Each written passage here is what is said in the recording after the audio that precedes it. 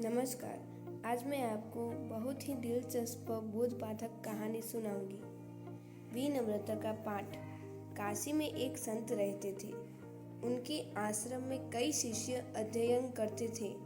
कुछ शिष्यों को शिक्षा पूरी होने पर एक दिन संत ने उन्हें बुलाकर कहा, अब तुम लोगों को समाज के कठोर नियमों का पालन करते हुए भी विनम्रता से समाज की सेवा करनी होगी। एक शिष्य ने कहा, गुरुदेव, हर समय विनम्रता से काम नहीं चलता। संत समझ गए कि अभी उसमें अभिमान का अंश मौजूद है।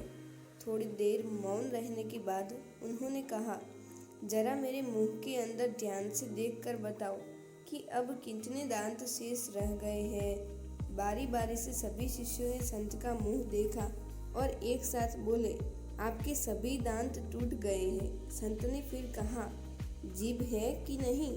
शिष्यों ने समझा गुरुजी मजाक कर रहे हैं। बोले, उसे देखने की जरूरत नहीं है, जीभ अंत तक साथ रहती है।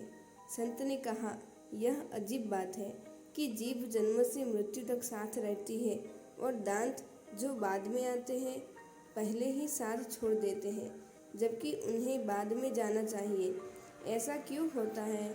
एक शिष्य बोला, यह तो सृष्टि का नियम है। संत ने कहा, नहीं वत्स, इसका जवाब इतना सरल नहीं है जितना तुम समझ रहे हो। जीभ इसलिए नहीं टूटती क्योंकि उसमें लोच है। वह विनम्र होकर अंदर पड़ी रहती है। उसमें किसी तरह का अहंकार नहीं है। उसमें विनम्रता से सब कुछ सहने की शक्ति है, इसलिए वह हमारा हमेशा साथ देती है। जबकि दांत बहुत कठोर होते हैं, उन्हें अपनी कठोरता का अभिमान रहता है। वे जानते हैं कि उनके कारण ही मनुष्य की शोभा बढ़ती है, इसलिए वे निठुर होते हैं। उनका यही अहंकार और कठोरता उनकी क्षरण का कारण है। इसलिए तुम्हें यदि समाज की सेवा गरिमा के साथ करनी है तो जीभ की तरह नम्र बनकर नियमों का पालन करो।